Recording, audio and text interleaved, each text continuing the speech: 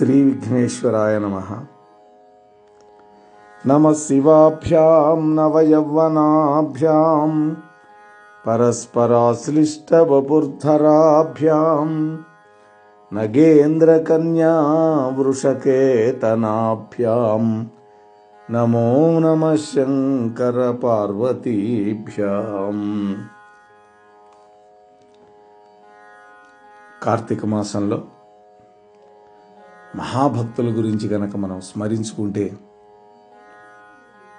ముఖ్యంగా ఈశ్వరుడి యొక్క భక్తులు మనందరినీ కూడా మార్గదర్శనం చేసి మనకి అత్యంత పుణ్యాన్ని మనకి అనుగ్రహిస్తారు. భక్తుల చరిత్ర చెప్పుకుంటే భగవంతుడు ఇష్టపడతాడు. అందువల్ల ఈ రోజున మార్కండేయుడి యొక్క దివ్య చరిత్రని మనం స్మరించుకునే ప్రయత్నం చేద్దాం. పూర్వకాలంలో మృకండు అనేటువంటి ఒక మహర్షి ఉండేవాడు. ఆయన గృహస్థాశ్రమ ధర్మాలు నిర్వహణలో చక్కగా అనుష్ఠానం చేసుకుంటూ ఉండేవాడు. ఆయన భార్య పేరు మరుద్వతి. ఇద్దరు కూడా గృహస్థాశ్రమ ధర్మాల యొక్క నిర్వహణలో అత్యంత శ్రద్ధ పూనిక ఉన్నటువంటి వాళ్ళు. వీళ్ళిద్దరూ హిమాలయ పర్వత ప్రాంతంలో ఒక ఆశ్రమాన్ని నిర్మించుకొని వాళ్ళ యొక్క తల్లిదండ్రులతో శిష్యులతో అక్కడ నివాసం చేస్తున్నారు. ఆవులని చేరదీసి చక్కగా వాటిని రక్షిస్తూ, ఆ ఆవుల నుంచి పితికినటువంటి పాలతోటి ఈశ్వరుడికి అభిషేకం చేసుకుంటూ అద్భుతంగా భక్తిమయమైనటువంటి జీవితాన్ని వాళ్ళు చేసుకుంటూ ఉన్నారు.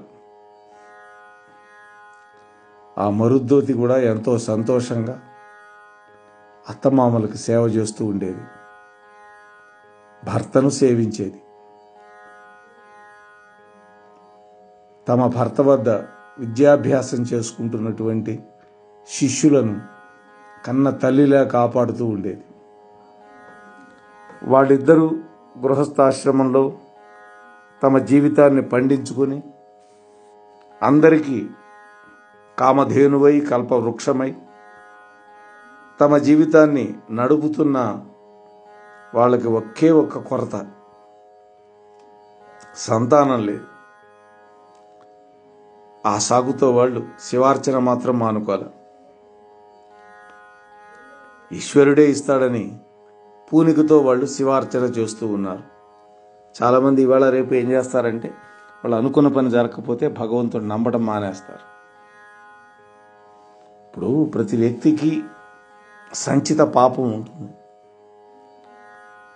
ఆ ప్రారబ్ధ కర్మను ఎవడైనా అనుభవించాల్సిందే. దాన్ని సంపూర్ణం చేస్తేనే తప్ప జీవితంలో ఉన్నతి ఉండదు. ఇలా ఉండగా ఒక రోజున ఈ మృకండు మహర్షి బ్రహ్మదేవుడు ఉండేటటువంటి ఆ బ్రహ్మలోకానికి వెళ్ళి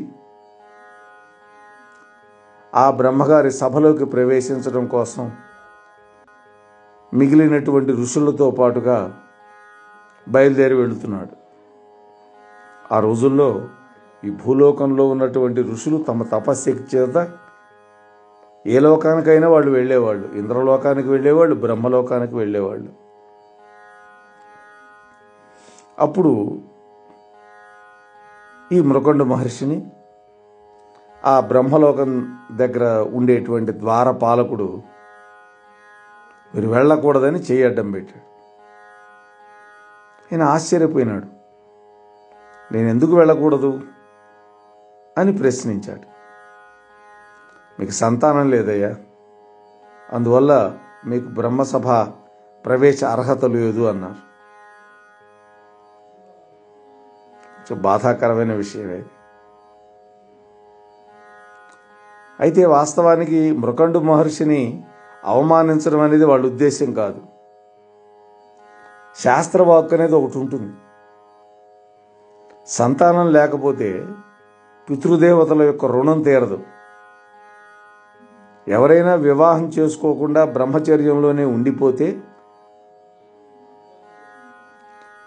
ఇలాంటి బిడ్డలను కన్నారు కాబట్టి ఆ బిడ్డల తల్లిదండ్రులను తిరగేసి చెట్లకు కట్టేస్తారు. దేవి భాగవతంలో దీనికి సంబంధించిన ఒక కథ మనకు ఉంటుంది. అందుకే నేను పెళ్లి చేసుకోను అనకూడదు, చేసుకొని తీరాలి.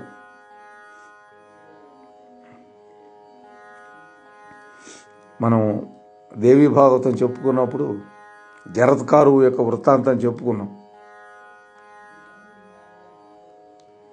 ఇక్కడ కూడా మృకండునికి పితృరుణం తీరల, అది దోషం. మృకండు మహర్షి ధర్మసూక్ష్మం తెలిసి ఉన్నటువంటి వాడు. నాకు అనపత్య దోషం ఉంది అని మనసులో కొంచెం బాధపడుతున్నాడు. అనపత్యము అంటే పిల్లలు లేనటువంటి స్థితిని అనపత్యులు అంటారు వాళ్ళు. అయ్యో, నన్నెందుకు ఈశ్వరుడు పితృడం నుంచి విముక్తుడి చేయలేదు అని బెంగ పెట్టుకొని తిరిగి వచ్చేస్తున్నాడు. అదే సమయంలో వేరొక ప్రదేశంలో ఉండే మహర్షుల యొక్క భార్యలు అక్కడ ప్రదేశంలో ఉండే తపోవనాలను దర్శించడం కోసమని వచ్చారు.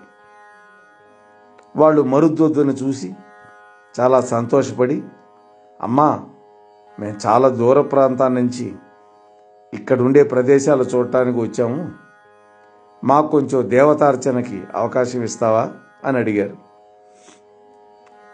అప్పుడు ఆ మరుద్వతి, మీరందరూ తప్పకుండా రండి అని వాళ్ళందరినీ పిలిచి పంచభక్ష పరమాన్నాలతోటి చక్కటి భోజనం తయారు చేసి వాళ్ళకు వడ్డించింది.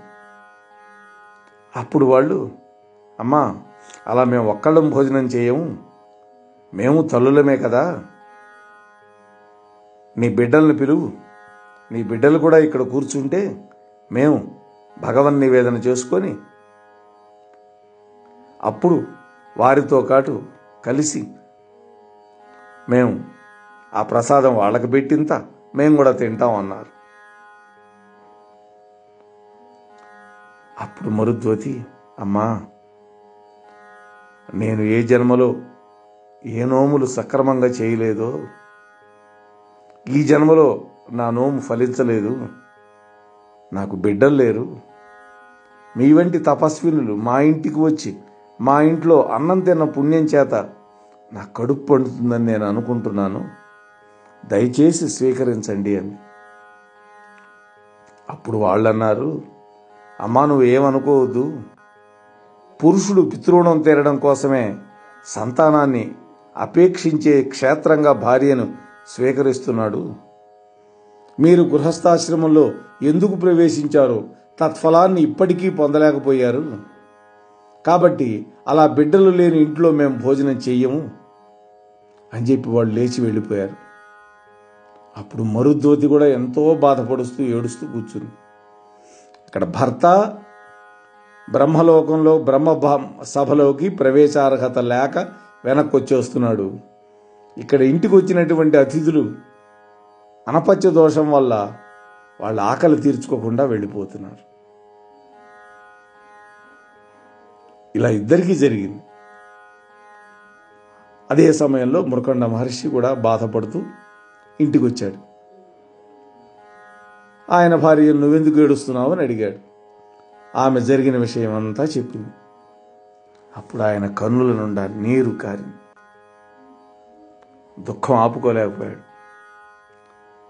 సంతానం కలగకుండా ఉన్నటువంటి దోషం పరిహరింపబడటం కోసం ఏం చేయాలి అని ఆలోచించాడు. అప్పుడు ఆయనకి అర్థమైంది. ప్రత్యేకించి సుబ్రహ్మణ్యుడి యొక్క అనుగ్రహం మీదనే వంశాభివృద్ధి ఆధారపడి ఉంటుందని పురాణాలు శాస్త్రాలు చెబుతున్నాయి కదా. అందుకే సుబ్రహ్మణ్యుడి యొక్క ఆరాధన అంత గొప్పది, ఆయన పూజ ఈ అనపత్య దోషాన్ని పరిహరిస్తుంది అని ఆలోచించాడు. అప్పుడు భార్యతో అన్నాడు, అయ్యయ్యో మరుద్వతి, ఇద్దరం కూడా ఒకే కారణానికి ఇవాళ బాధాతప్త హృదయులం అయ్యాము. నువ్వేం బాధపడద్దు, ఈశ్వరుడు ఉన్నాడు, నేను ఆయన గురించి తపస్సు చేస్తాను, బయలుదేరుతున్నాను ఇప్పుడే అని తపస్సు చేసుకోవడం కోసం బయలుదేరి ఒక బిల్వవనంలో ఒక శివలింగాన్ని ప్రతిష్ఠించుకొని దానికి రోజు అర్చన చేస్తూ తపస్సు చేస్తూ ఉన్నాడు మృకండ మహర్షి. ఈమె కూడా వెళ్ళింది వెంట. ఈ మరుద్వతి తపస్సు చేసుకుంటూ ఉన్న భర్త గారికి కావాల్సినవన్నీ అందిస్తూ ఆయన క్షేమాన్ని విచారిస్తూ తాను కూడా ఖాళీ సమయంలో పరమేశ్వర ఆరాధన చేసుకుంటూ ఉన్నది. వీళ్ళిద్దరూ ఇలా తపస్సు చేస్తున్నా కూడా శంకరుడు ప్రత్యక్షం కావటంలో. అప్పుడు నారద మహర్షి కైలాసానికి వెళ్ళి శంకరుడు చూసి, తండ్రి, నిన్ను నమ్ముకొని ఆ దంపతులిద్దరూ తపస్సు చేస్తున్నారు, ఇలా పిలిస్తే పలికేవాడివేనా అంటారు నిన్ను, వాళ్ళని ఇంకా ఎన్నాళ్ళు పరీక్షిస్తావు స్వామి అన్నాడు. అప్పుడు శంకరుడు ఆ మృకండ మహర్షికి ప్రత్యక్షమైనాడు. వరం కోరుకోమన్నాడు. అయితే కండిషన్ పెట్టాడు. నీకు 16 సంవత్సరాలు వయస్సు వరకు మాత్రమే జీవించే కుమారుడు జన్మిస్తాడని వరం ఇచ్చాడు. లేదా దీర్ఘాయుష్మంతుడిని ఇస్తాను, కానీ పరమ దుర్మార్గుడు అవుతాడు. ఎవరైనా దుర్మార్గుడిని కోరుకుంటారా? ఆలోచించండి.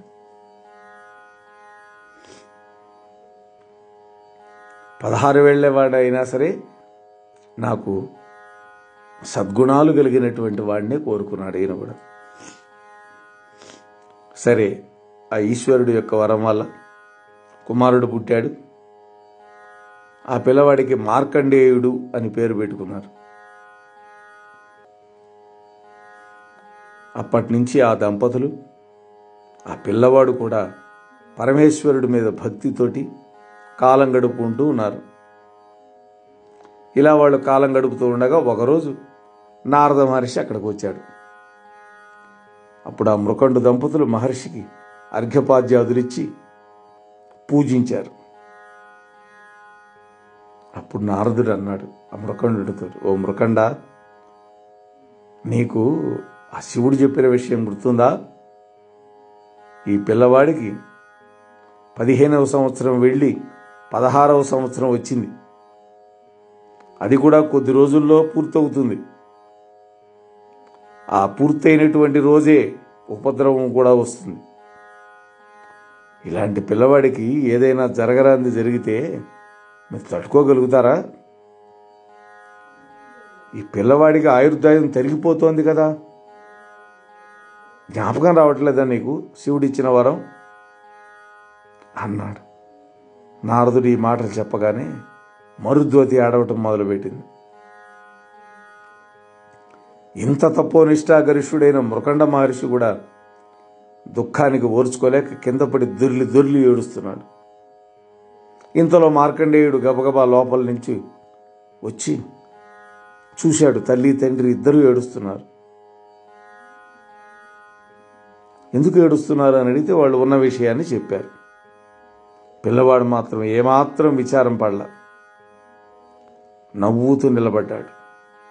అప్పుడు నారదుడు వాడి భక్తి, వాడి విశ్వాసం, వాడి ధృతి, వాడి ధైర్యం చూశారా? మీరు ఏ తపస్సు చేస్తే వాడు పుట్టాడో ఇప్పుడు వాడే తపించగలిగినటువంటి శక్తితో ఉన్నాడు. వాడికి శివుడు ఉన్నాడు, రక్షించి తీరుతాడు అనేటువంటి పూనికతో ఉన్నాడు. కాబట్టి మీరు కూడా శివార్చనను పెంచండి, తపస్సు మొదలుపెట్టండి. మొట్టమొదట వీడిని హిమాలయ పర్వత ప్రాంతాలకు పంపించండి. వీనిని అక్కడ కూర్చోబెట్టి తపస్సు చేయమని చెప్పండి. ఏ శంకరుడు ఈ పిల్లవాడిని నీకు ఇచ్చాడో ఆ శంకరుడే రక్షిస్తాడో రక్షించాడో తేలిపోతుంది. పిల్లవాడిని పంపించండి అన్నాడు నారదుడు. అప్పుడు మార్కండేయుడు తల్లిదండ్రులకు నమస్కారం చేశాడు. తండ్రి, నన్ను అనుమతించండి. నేను దీర్ఘాయుష్మంతుడిని కావాలని ఆశీర్వచనం చేయండి. శంకరుని గురించి తపస్సు చేస్తాను. నాకు ఆ మహానుభావుడు తప్పక సిద్ధినిస్తాడు. మీరేం బెంగ పెట్టుకోకండి అని నచ్చజెప్పి ఆ పిల్లవాడు హిమాలయ ప్రాంతానికి వెళ్ళిపోయాడు. అలా వెళ్ళి ఆ హిమాలయ ప్రాంతంలో ఒక శివలింగాన్ని తయారు చేసి దానికి ఒక చిన్న దేవాలయం లాంటిది నిర్మించి అక్కడే కూర్చొని తపస్సు చేయటం మొదలుపెట్టాడు. 16వ సంవత్సరం నిండే సమయం ఆసన్నమైంది. అక్కడ యమలోకంలో యమధర్మరాజు దూతలను పిలిచి మార్కండేయుడిని పాశాల చేత బంధించి ఈ లోకానికి చేర్చండి అన్నాడు. యమదూతలు వెళ్ళారు. పాశం వేయడానికి భయం వేసింది. యమలోకానికి తిరిగి వెళ్ళారు. స్వామి, మా వల్ల కాలేదు, ఆయన తేజస్సు చూస్తే భయం పుట్టి మేము వచ్చేసామన్నారు. అప్పుడు యమధర్మరాజుకి ఎక్కడలేని కోపం వచ్చింది. నేనే బయలుదేరి వెళ్తానని వచ్చాడు. ఆ పిల్లవాడిని ఎవరు రక్షిస్తారో, ఎవరు అడ్డం వస్తారో చూస్తాను అని బయలుదేరుతూ ఉంటే నారదుడు ఎదురొచ్చాడు. మహర్షికి నమస్కారం చేశాడు యమధర్మరాజు. అప్పుడు నారదుడు అన్నాడు, ఎందుకయ్యా పంతాలు పట్టింపులు? వాళ్ళకున్నది ఒకే ఒక్క పిల్లాడు, మహర్షి కదా, ప్రాణం తీయవాక పుత్రభిక్ష పెట్టినవాడు అవుతావు కదా అన్నాడు. నారదుడు ఇలా అనేసరికి యమధర్మరాజుకి చిర్రెత్తుకొచ్చింది. ప్రాణాలు తీసి తీరతానని ఆ మార్కండేయుడు తపస్సు చేసుకున్నటువంటి దేవాలయం దగ్గరికి వెళ్ళాడు. ఆ పిల్లవాడిని బహిర్ముఖుడిని చేస్తే సరిపోతుందనుకొని, బయటకు రా, నేను యమధర్మరాజుని, నీ ప్రాణాలు తీయడానికి వచ్చాను, అదే నీకు మోక్షం, బయటికి రా అన్నాడు. అప్పుడు మార్కండేయుడు అన్నాడు, ఓరి పిచ్చివాడా, నీకు కూడా ప్రభు ఎవడో వాడిని నేను ఆరాధన చేస్తున్నాను. నేను ఈ శరీరంలో ఉండిపోవాలని అనుకోవడం లేదు, కానీ నా తల్లిదండ్రుల కోరిక తీర్చడానికి ఈ శరీరంలో ఇంకా కొంతకాలం ఉండాలనుకుంటున్నాను. అలా ఉండేట్టు చేయమని పరమశివుణ్ణి ప్రార్థిస్తున్నాను. నేను ఆయన్ని ఆరాధన చేస్తుండగా ఫలితం ఆయన ఇవ్వాలి తప్ప ఇవ్వడానికి నువ్వెవరు? కింకరిష్యతి వయ్యమహ అన్నారు. అది అంటే శివుణ్ణి పట్టుకుంటే యముడేం చేయగలడు అని దానికి అర్థం. నీకు చేతనైతే ప్రాణాలు తీ అన్నాడు ధైర్యంగా మార్కండేయుడు. యమధర్మరాజు గారికి ఎక్కడ లేని కోపం వచ్చింది. చేతిలో మెరిసిపోతున్న యమపాశాన్ని విసిరాడు. లాగుతూ ఉన్నాడు. పిల్లవాడు భయపడకుండా శివలింగాన్ని కౌగులించుకుని చంద్రశేఖరుడి మీద అష్టకం మొదలుపెట్టాడు. అదే చంద్రశేఖర అష్టకం. కౌగిలించుకోవడంలో కంఠమునకు పడినటువంటి పాశం శివలింగానికి తగిలింది. అంతే, ఒక్కసారి శివలింగం పెఠిల్లున పేలిపోయింది. వామార్ధ భాగంలో పార్వతీదేవితో శంకరుడు ఆవిర్భవించి తన ఎడమ కాలి పాదంతో యమధర్మరాజు వక్షస్థల మీద ఒకే ఒక తన్నుదన్నాడు. అంతే, ఆ తన్నుకి యమధర్మరాజు నేలపై విరుచుకుపడ్డాడు. అప్పుడు శివుడు తన చేతిలోని త్రిశూలంతో ఒక్క పోటు పొడిస్తే యముడు కాస్త మరణించాడు. తర్వాత మార్కండేయుని వంక ప్రసన్నుడై చూశాడు శంకరుడు. ఒక్క వరం కోరుకో అన్నట్టు. అప్పుడు మార్కండేయుడు పార్వతీ పరమేశ్వరులకి భక్తితో నమస్కారం చేసి, స్వామి, నేను ఏ కోరిక కోరేది? పాపం యముడు తెలియక పొరపాటు చేశాడు. నా యందు దయించి ఆయన్ని బతికించండి. తన ప్రాణం తీయటానికి వచ్చిన వాడిని బతికించమన్నాడు. చూడండి భక్తి యొక్క వైభవం అది. అప్పుడు శంకరుడు ప్రసన్నుడై చూడగా యమధర్మరాజు మళ్ళీ బతికి లేచి నమస్కరించి, స్వామి, నువ్వు వరం ఇచ్చినప్పుడు ఈ పిల్లవాడికి 16 సంవత్సరాలే కదా ఆయుర్దాయం ఇచ్చావు. మరి ఇందులో నేను చేసిన దోషం ఏంటి? నన్ను నియమించింది నువ్వే. నా నియమానుసారం నేను ప్రవర్తిస్తూ ఉంటే నన్ను తన్నావు. ఇందులో నా తప్పేంటో చెప్పమన్నాడు. అప్పుడు శివుడు మందహాసం చేసి, నా హృదయం నీకు అర్థం కాకపోవడమేనయ్యా నీ దోషం. ఎప్పుడు 16 ఏళ్ళు వయసు ఉండే పిల్లవాడిని నేను వాళ్ళకిచ్చాను. ఇది పరమేశ్వరుడు ఇచ్చినటువంటి వరం. వాడికి వయసు పెరగదిక, ఎప్పుడు 16. నువ్వు వాడు ఆయుర్దాయం 16 ఏళ్ళు అని అర్థం చేసుకున్నావు. అందుకని ఇలా జరిగింది. ఏం బెంగలేదు, వెళ్ళు అన్నాడు. అప్పుడు మార్కండేయుడిని చూసి పార్వతీదేవి పొంగిపోయింది. మాతృవాత్సల్యం. వీడికి మంచి వరాన్ని ఇవ్వవలసిందని చెప్పింది భర్తకి. అప్పుడు పరమేశ్వరుడు, ఈ లోకములన్నీ ఎప్పుడు ప్రళయ సముద్రంలో మునిగిపోతాయో, ఎప్పుడు వటపత్రిశాయి తన బొటన వేలిని నోటులో పెట్టుకుని చీకుతూ ఒక మర్రి ఆకు మీద పడుకుంటాడో, అప్పటి వరకు జీవించిపోయి ఉంటావు నువ్వు మార్కండేయ. దీన్ని మార్కండేయ ఆయుష్ అనేటువంటి కొత్త ఆయుష్ను సృష్టించి నీకు ఇస్తున్నాను అన్నాడు. అందుకే మన వాళ్ళు పూర్వం పిల్లలకు నీళ్లు పోస్తే, నాన్న నీకు మార్కండేయ ఆయుష్రా అనేవాళ్ళు.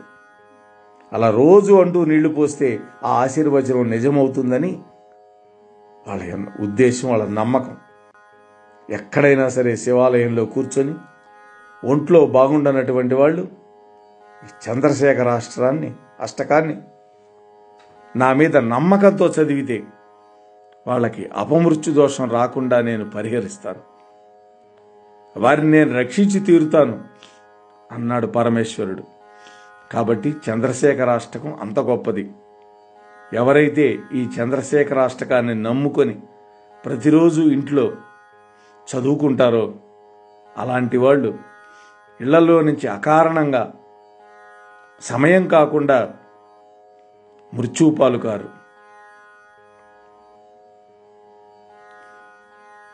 ఇది చదివిన వాళ్ళకి, దీన్ని విన్న వాళ్ళకి అపారమైన కీర్తిని, తేజస్సుని నేను కృప చేస్తున్నాను అన్నాడు ఈశ్వరుడు. ఈ అష్టకం ఎక్కడ చదువుతారో అక్కడంతా శుభమే జరుగుతుంది అన్నాడు. ఎవరు నమ్మకంతో రోజు శివుని యొక్క సన్నిధానంలో మృత్యుభీతితో ఈ యొక్క అష్టకాన్ని పూనికతో చదువుతారో అటువంటి వాళ్ళకి మృత్యుభయం ఉండనే ఉండదు. ఆపదలు రాకుండా పూర్ణమైనటువంటి ఆయుర్దాయం వాళ్ళు పొందుతారు. దానితో పాటుగా అఖిలమైనటువంటి అర్థములు అంటే ధనం, యశస్సు, సంపత్తి అన్నీ కూడా చేకూరుతాయి. వీరి ప్రయత్నం లేకుండానే చిట్ట చివరి రోజున చంద్రశేఖరాష్టకం చదివినటువంటి ఫలితం వల్ల ఊపిరి జారిపోతూ ఉన్నప్పుడు శంకరుడి యొక్క నామం జ్ఞాపకానికి వచ్చి చంద్రశేఖర అంటూ ప్రాణం విడిచి ఆయన చేతనే మోక్షం ఇవ్వబడి ఆయనలోనే కలిసిపోతారు. అంత గొప్ప అష్టకంతో కూడిన ఈ మార్కండేయ మహర్షి జీవితాన్ని ప్రత్యేకించి ఈ కార్తీక మాసంలో అలాగే మాఘమాసంలో ఎవరు చదువుతారో, వింటున్నారో వాళ్ళకి పరిపూర్ణమైనటువంటి ఆ శివ కటాక్షం కలుగుతుందని శివపురాణంలో చెప్పినటువంటి అద్భుతమైనటువంటి వాక్కు.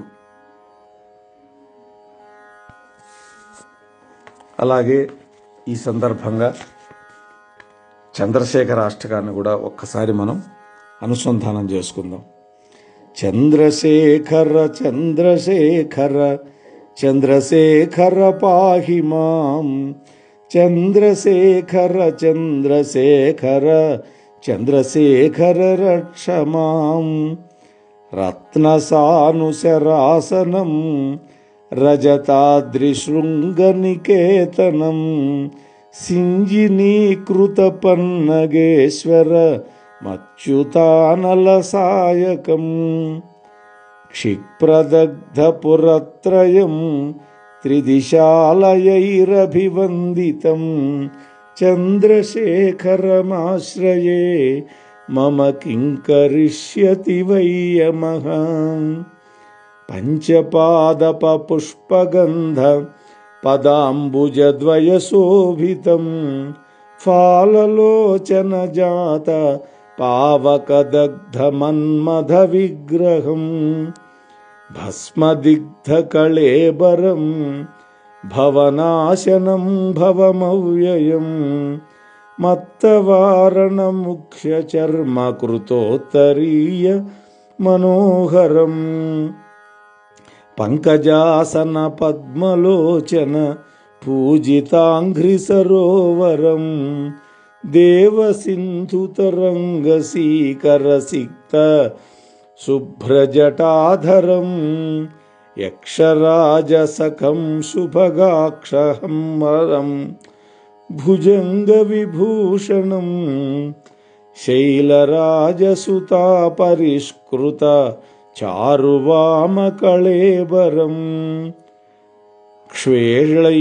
క్షేళనీలగళం పరశ్వధారిణం మృగధారిణం కుండలీకృతకుండలీశ్వర కుండలం వృషవాహనం నారదాదిమునీశ్వరస్తుతవైభవం భువనేశ్వరం అంధకాంతకమాశ్రితామరపాదపం శమనాంతకం భేషజం భవరోగిణాం అఖిలాపదామపారిణం దక్షయజ్ఞవినాశనం త్రిగుణాత్మకం త్రివిలోచనం భుక్తిముక్తిఫలప్రదం సకలాగసంఘనిబర్హణం భక్తవత్సలమర్చితం నిధిమక్షయం హరిదంబరం సర్వభూతపతిం పరాత్పరమప్రమేయ మనుత్తమం సోమవారిన భూహుతాశన సోమపాన నిఖిలాకృతిం విశ్వసృష్టివిధాయినం పునరేవ పాలన తత్పరం సంహరంతమపి ప్రపంచమశేషలోకనివాసినం క్రీడయంతమహర్నిశం గణనాథయూధసమన్వితం చంద్రశేఖరమాశ్రయే మమ కిం కరిష్యతి వై యమః. మృత్యుభీతమృకండును సూనుకృతస్తవం శివసన్నిధౌ యత్ర కుత్ర చ యః పఠేన్న నహి తస్య మృత్యుభయం భవేత్. పూర్ణమాయురారోగతామఖిలార్థ సంపదమాదరం చంద్రశేఖర ఏవ తస్య దదాతి ముక్తిమయత్నతః. ఇది చంద్రశేఖరాష్టకం. అంటే ఈ చంద్రశేఖరుని గనక ఆశ్రయిస్తే అటువంటి వాళ్ళని యముడు ఏం చేయగలుగుతాడు? కిం కరిష్యతి వై యమః. ఆ యముడు కూడా ఏమీ చేయలేడు అని ఈ చంద్రశేఖరాష్టకాన్ని అనునిత్యం కూడా మనం అనుసంధానం చేసుకునే ప్రయత్నం చేద్దాం. ఆ ఈశ్వరుడి యొక్క అనుగ్రహం పొంది మనం కూడా అపమృత్యు దోషం నుంచి పరిహరింపబడి ఊర్వారుకమివ బంధనాత్ మృత్యోర్ ముక్షీయమామృతాత్ అని మనకి మహామృత్యుజయ మంత్రం చెప్పింది. పండినటువంటి దోసపుండు తన ముచికను విడిచిపెట్టి ఎలా పడిపోతుందో అలా అనాయాసన మరణం వినా దైన్యేన జీవితం దేహిమే తవ సాయుధ్యం దేహాంతే తవ సాయుధ్యం అని మనం ఆ పరమేశ్వరుణ్ణి ప్రార్థన చేసుకుంటూ ఈ కార్తీక మాస సందర్భంగా ఈ మహాభక్తుడి యొక్క కథ మనం అందరం చెప్పుకునే భాగ్యం కలిగినందుకు నేను ఆనందపడుతూ మీరు కూడా యథాశక్తి శ్రవణం చేసి ఈ యొక్క ఫలితాన్ని పొందగలుగుతున్నారు అని నేను పరిపూర్ణ విశ్వాసంతో ముగిస్తున్నాను. స్వస్తి. ఏమండోయ్, ఇప్పటివరకు మన ఛానల్కి సబ్స్క్రైబ్ చేసుకోకపోతే ఈ క్షణమే వెంటనే సబ్స్క్రైబ్ చేసుకుని ఆ పక్క నుండి బెల్ బటన్ని మ్రోగించండి. అప్పుడు నేను చేసే అప్డేట్స్ అన్నీ మీ ముందు ప్రత్యక్షమవుతాయి.